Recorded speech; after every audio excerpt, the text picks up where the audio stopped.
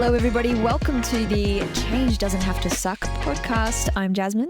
And I'm Alistair. And this is episode 2, which we had a plan for what we were going to talk about in episode 2, but we got a special request from a listener, which is pretty cool. We've only done one episode. And this one came from Ryan Thomas, who has, I think, one of the coolest role titles I've seen on LinkedIn, which is Enablement Architect. And he'd like us to dig a little deeper on in-groups and out-groups because we mentioned this in our last episode on engagement, so we're going to dive into this topic a little bit. But I want to start, Alistair, by asking you, do you think that in-groups exist? I do think that in-groups exist. I think the best way to look at an in-group are things like your school sports houses, your Queensland versus New South Wales state of origin, your British football clubs, your AFL football clubs, the way in which those people engage with the group that is one of them is unbelievable. And as soon as you're outside that group, you're a different football club. It becomes a very different relationship you have with those people. I love that. And do you think that we like being in the in-group, or do we like having an out-group that's a common enemy, or is it a combination of both? I think it's a combination of both. I think everybody naturally likes to be included in that in-group. It is a more comforting feeling. It's a more trusting feeling being in a group, and regardless of whether or not you know each other, if you're one of them, one of us, there's a natural cohesion and trust built. And I think having that common enemy also can be a really strong driver for many people, whether it's in these environments we've talked about, a common enemy against another sports team, or whether it's actually a common enemy at a workplace. And I think that is probably where we'd like to take the conversation, is how do you start considering that there are common enemies in workplaces, and how do you define the culture to prevent in-groups and out-groups sort of developing without meeting where the company would like to take it? Ooh, I like that. Okay, so I think we've landed on in-groups and out-groups naturally exist. I think it's probably part of, the humanness. We've probably done this since the dawn of time, just in terms of our families, our, tribal, mentality, territory, absolutely. So there's always been in-groups and out-groups, and I think it's probably comes from a safety place as well. But in the workplace, so we can't avoid in-groups and out-groups. You talked about sports, but they are in the workplace. And I'm really curious, I want to touch on what you said about how do we shape that rather than pretending it doesn't exist. Interesting topic in that common enemies seem to be rampant in organizations. I've certainly worked in and around and with lots of organizations, and there's always an enemy, and it's usually those sitting in the other pod or the other, the other floor. Correct. The other team, I think, we've had many conversations about this, but I think there are sort of 3 ways in which you start really targeting how do you build that? What is that common enemy? And if you don't naturally guide your team or guide your organization, the common enemies, like you said, become that internal battle. If you try to guide who is the common enemy through that, what we've talked about being like a harmony approach, you harmonize the whole organization towards a common goal, that's great, but it can take a very long time, and it has to be very well structured and really well documented, and you're sort of reviewing how the progress is going, adapting as you move through. Long process. I think one of the best things we've spoken about before is that idea of having a really targeted common enemy. And I don't like using this example, but it's a very good one. The military have very targeted common enemies because they know who it is, us versus them. And it is not just, we're playing rugby on a rugby field or cricket on a cricket pitch. It's we're at war. That means that the way they develop the culture to target that common enemy is really important, and how they structure, like you said to me before, like the routines, what they wear, those things are so powerful.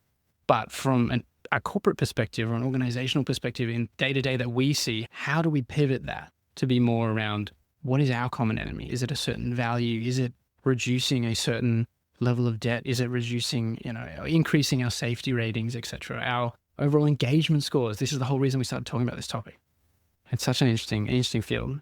It is interesting. So I guess let's chat about how does one do that if you're a leader or if you're an organization looking at this generally, if you're wanting to improve culture. But I want to go back to the examples that you just gave. I don't know if you realize what you did, but you talked about the military and you talked about sports teams, and that can be at any level. But I I've been talking a lot lately about elite sports teams, particularly our brilliant winning premiership teams here in Brisbane, of which we have 3 in just 2 codes. The Ashes that has just started, that was a pretty brilliant performance from Australia. Absolutely. But I think what's really interesting, if you look at those 2 examples, as you mentioned, that group of people, they are united by the same purpose. They've got the same drive. They know what the vision is. It's really clear. They wear the same clothes. They have the same norms. Distractions. That's what you're saying. They wear the same clothes, have the same norms, have the same routines. The reason that's so important is those things are distractions from bringing that culture together and finding a way to so cohesively have that common enemy.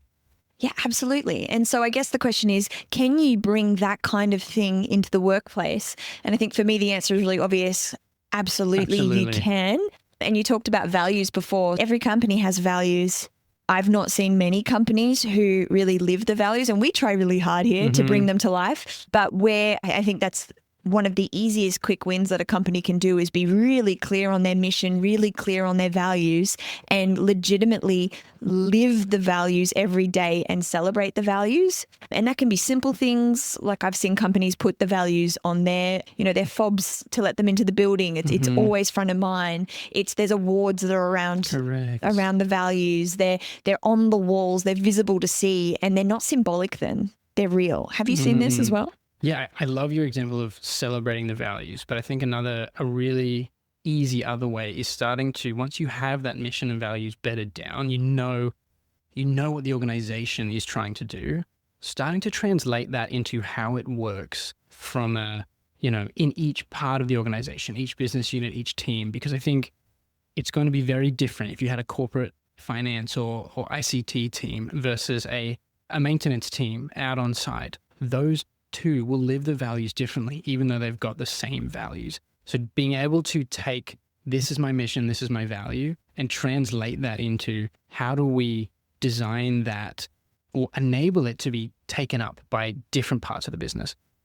So not only that then gives you opportunities to have a way to celebrate it, because you might be setting certain KPIs. Now, they're not KPIs you're going to be hired or fired from, but they're certain KPIs that give the organization an understanding and a feedback mechanism to say, this is working. Doing at least those 2 things will, I think, take you in the right direction. I'm sure there are plenty others, especially with the brain science and the understanding of how do we design teams better? How do we understand who's in the team to build, the foundation really well? Absolutely. And I like the concept as well that the enemy then becomes groups or other organizations that don't align to our values, whether that's at the organization enterprise level or at the team level, which hopefully marries up to the organization level.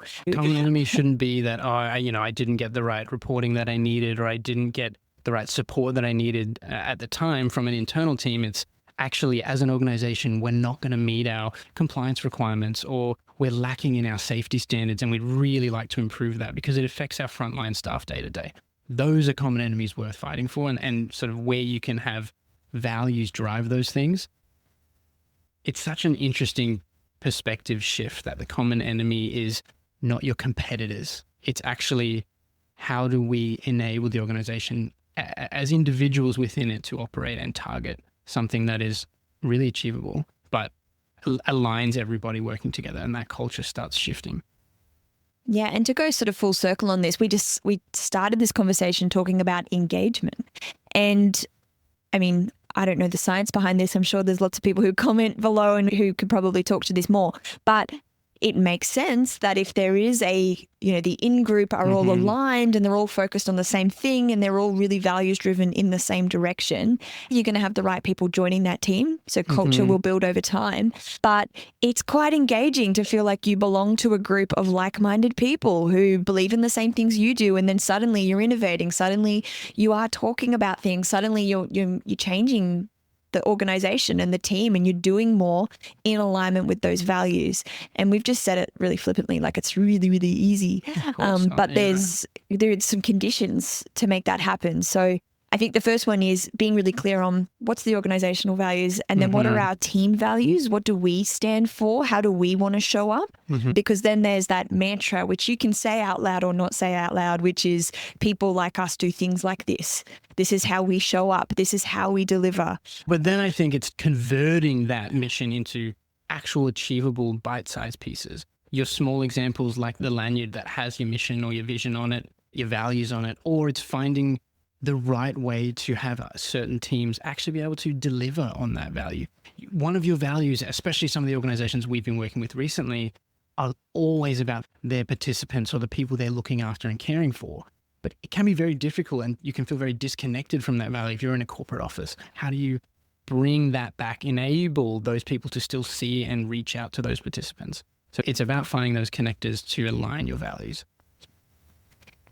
The other thing that we've been talking a little bit about lately, Al, which I think is really interesting, is about when you have a highly engaged team who feel like an in-group and there's a really obvious common enemy, you also have high, I want to say, safety, or it's a safe enough environment, as Steph from Playgrounded would say, where there's psychosocial safety, that people can disagree, that they can communicate clearly, that they feel like I'm a valued member of this in-group and I don't have to sit in the shadows. I can have an opinion. I am as valuable as the person next to me.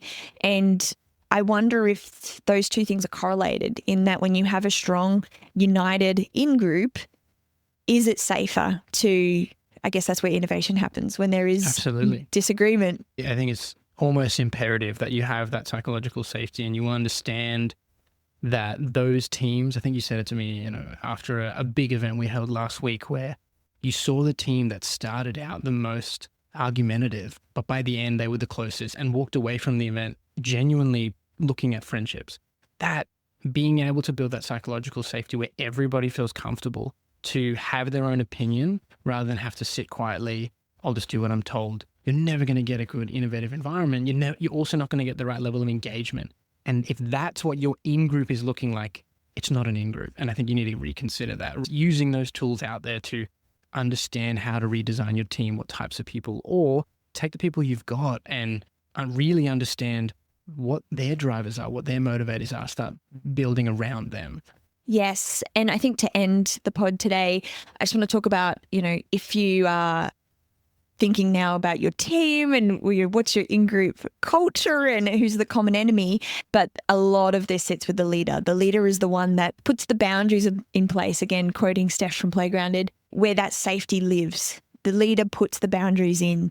So the leader is the one that needs to set the tone, to talk about what is our common enemy, what is our mission. Value. Yeah, exactly right. So maybe time of year, this podcast will be coming out in December. Depends if you're listening to it straight away. But, end of year, start of the year is a really good time, a reflective time for leaders. And if you're looking for a fresh start, maybe don't do this in December, because I don't know about your organization, but we're a little fatigued here at Outlier. But coming back, guns blazing in January, it might be a really good time to reconnect everyone, to talk about what are our goals, but then also what do we stand for this year? What are we aiming for? What are we hanging our hats on? How are we going to get there as well? And then how do we create the right environment to have that in-group really be the drivers you want to be? Such an important start to the year. Absolutely. So keen to hear anyone who's listening, made it all the way to the end of this week's episode.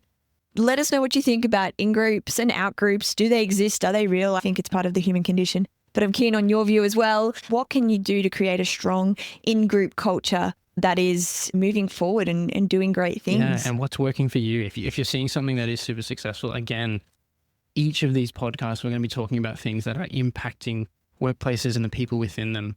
If something is working for you really well, reach out to us. We'd love to know more about it and be able to find ways to embed that type of practice elsewhere. I think everyone benefits then. Beautiful. Thanks for tuning into episode 2 of the Change Doesn't Have to Suck podcast. We will see you next time. See you later.